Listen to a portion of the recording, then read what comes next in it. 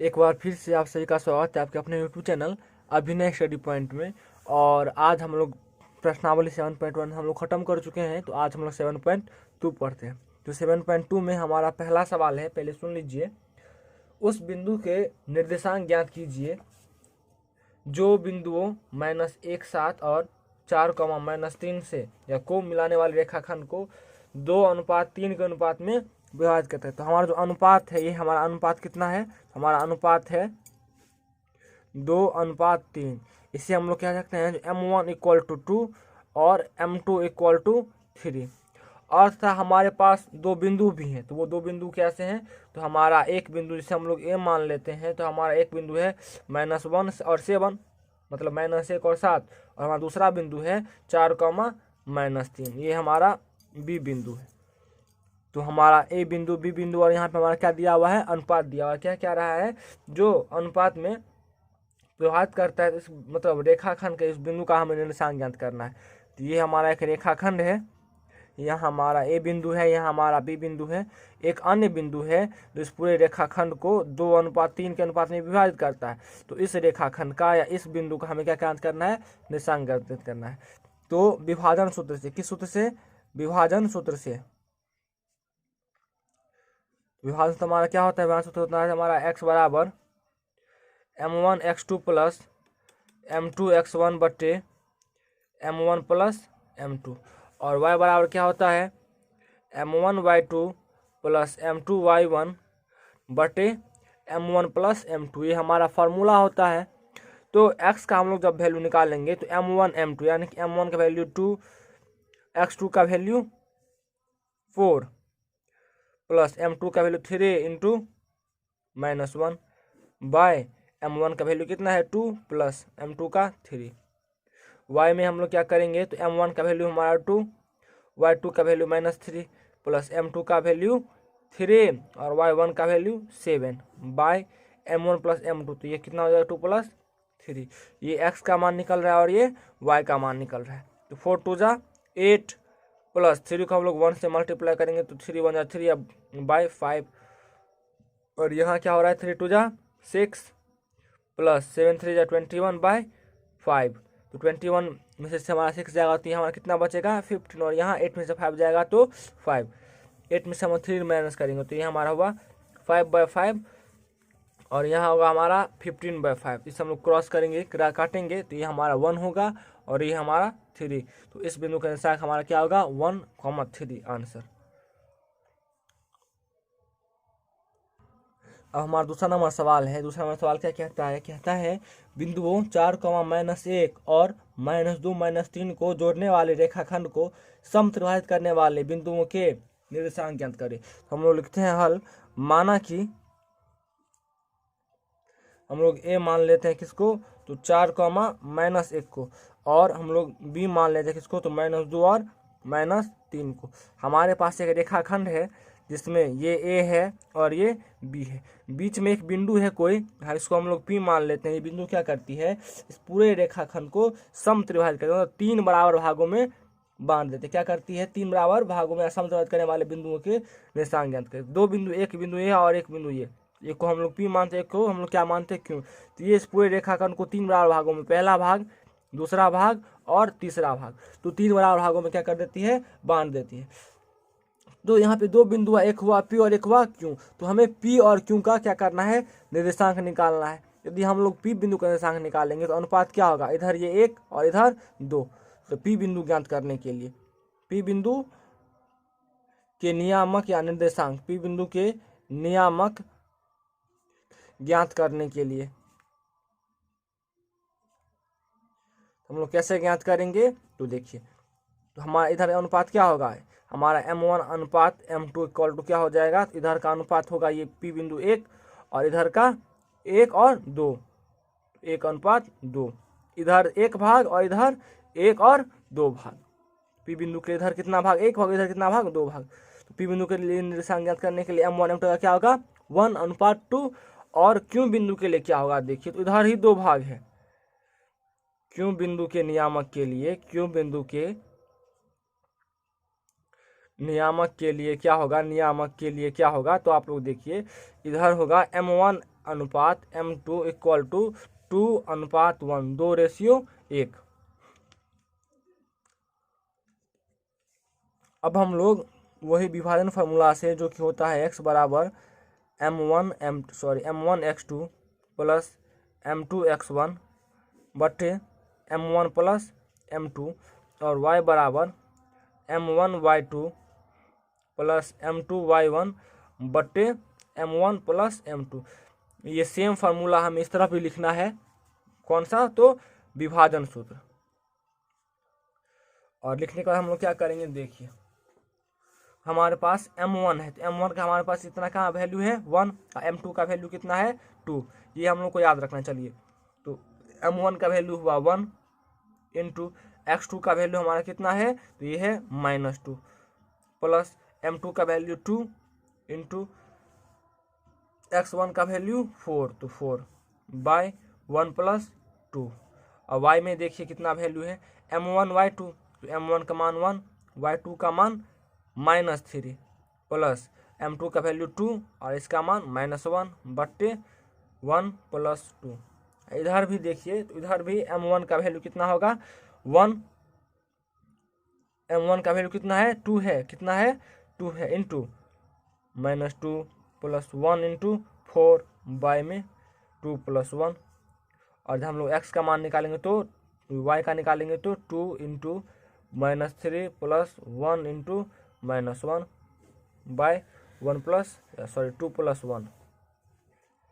तो मल्टीप्लाई करेंगे तो -2 प्लस 4 2 जा 8 बाय 3 कॉमा, इधर हम लोग मल्टीप्लाई करेंगे तो -3 प्लस -2 बाय 3 और यहाँ पे 2 2 जा 4, तो ये हुआ -4 प्लस 4 1 जा 4 बाय 3 और यहाँ 2 3 जा 6 -6 प्लस 1 1 जा 1 -1 बाय 3। तो जैसा कि आप देख पाएंगे कि यहाँ पे -2 और +8 है, तो ये हमारा कितना हो जाएगा 6 बाय में 3 और यहाँ पे कितना होगा तो -3 और -2 ये हो जाएगा -5 बाय 3, यानी कि 3 1 जा 3 3 2 जा 6, यानी कि ये हमारा होगा 2 और ये 2 और -5 बाय 3, ये पी बिंदु का नियामक। और यहाँ देखेंगे -4 + 4 होगा 0 और यहाँ -7 बाय 3 नीचे दिखा रहे हैं, आप लोग देख लीजिए। तो इस तरह से ये हमारा आंसर होगा।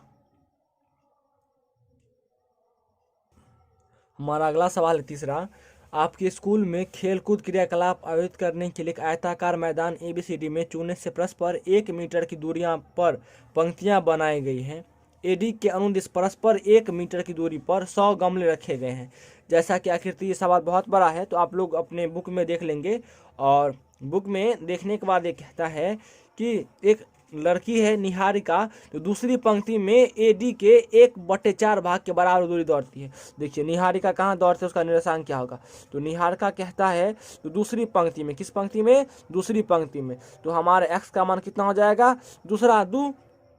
और कहता है जो y एक्स पे वो क्या कहाँ घूमती है, तो AD के 1/4 भाग, तो AD हमारा है कुल कितना 100 है। 100 का जब हम लोग 1/4 भाग करेंगे तो कितना होगा 25। तो ये हमारा निहारिका का नियामक क्या हो गया 2 और 25।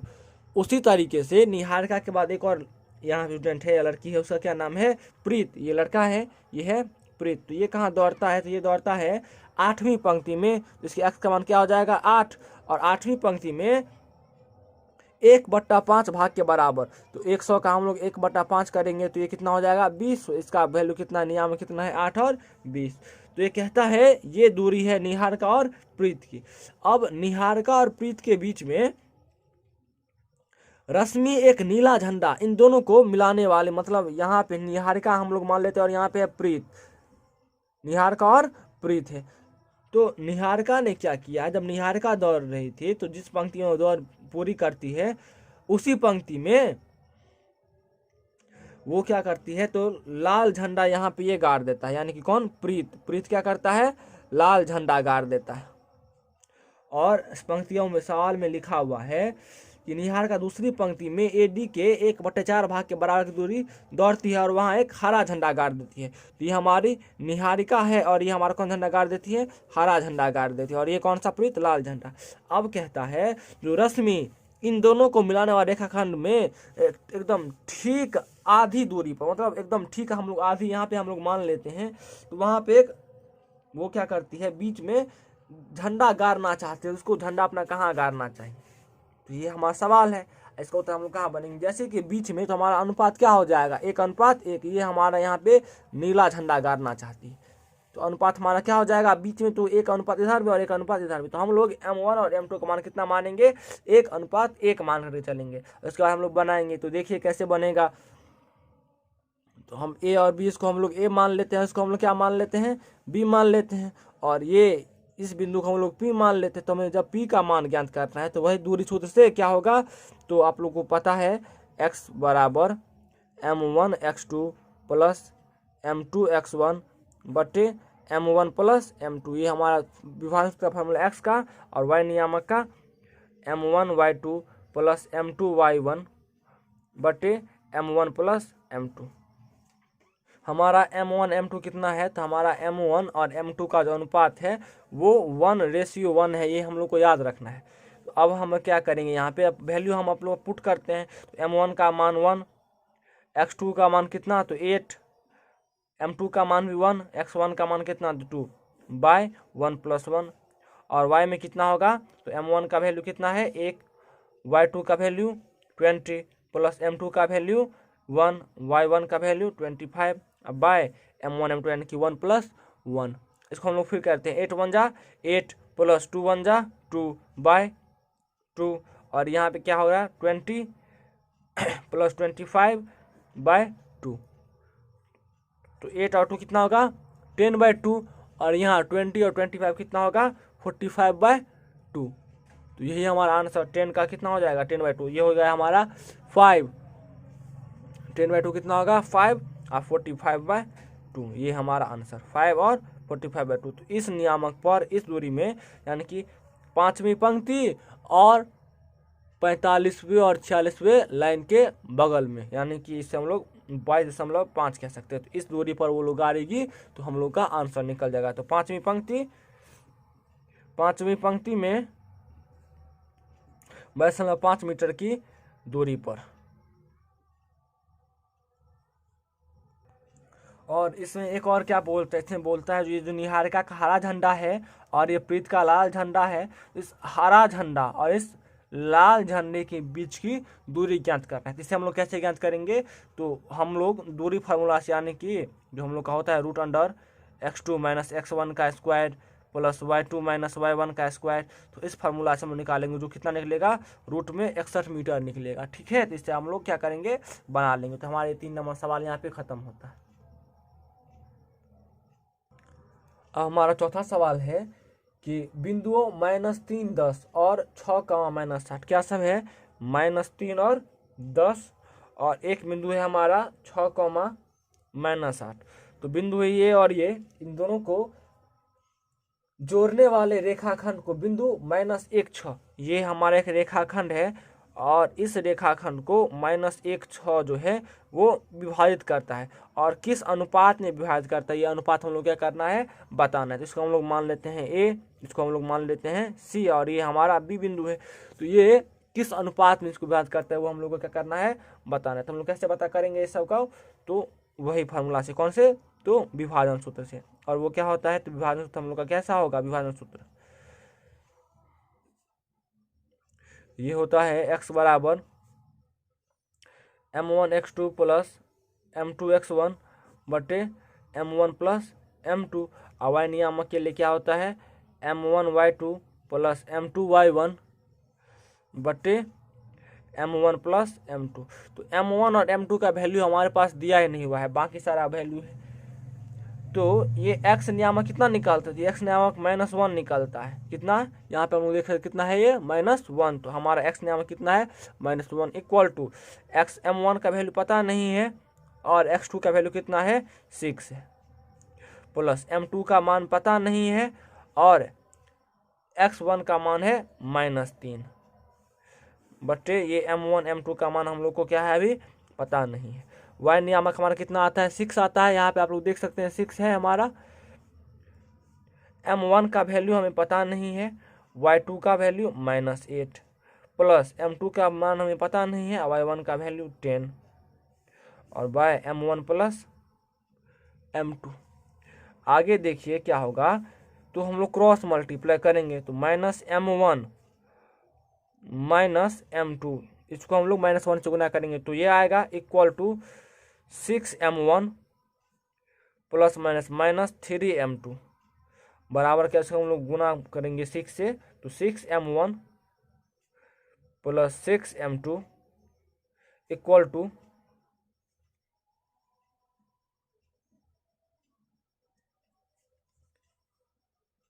6M1 6M2 equal to M1 या माइनस में है तो माइनस में 8M1 और प्लस में 10M2,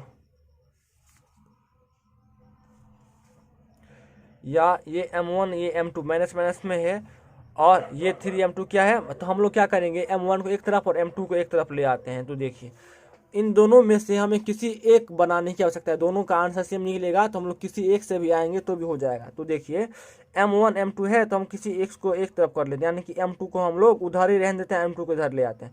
-M1 है ही और ये M1 जो है वो प्लस में इधर लाएंगे तो माइनस में, तो ये भी माइनस क्या हो जाएगा 6M1 हो जाएगा इक्वल टू ये -3M2 है ही और ये M2 उधर लाएंगे तो ये प्लस का M2 हो जाएगा। तो माइनस या 6 और ये 1 यानी कि ये -7M1 हो जाएगा इक्वल टू ये कितना होगा, तो ये 3 में से 1 जाएगा तो ये 2M2 हो जाएगा। इधर भी सेम होगा कैसे, तो ये 6M1 है और इधर से 8M1 लाएंगे, यहाँ पे 6M1 है इधर तो ये कितना हो जाएगा 8 और 6M1 है यहाँ पे हमारा, और ये 8M1 माइनस में इधर लाएंगे तो हम लोग प्लस में 8M1 इक्वल टू ये 10M2 है ही और इधर से 6M2 ले जाएंगे तो यहाँ पे 6M2, यहाँ भी हमारा कितना होगा 14M1 इक्वल टू 4M2। और जब हम लोग अब देखिए ये यहाँ तक हम लोग आ गया है, इसके बाद हम लोग क्या करेंगे,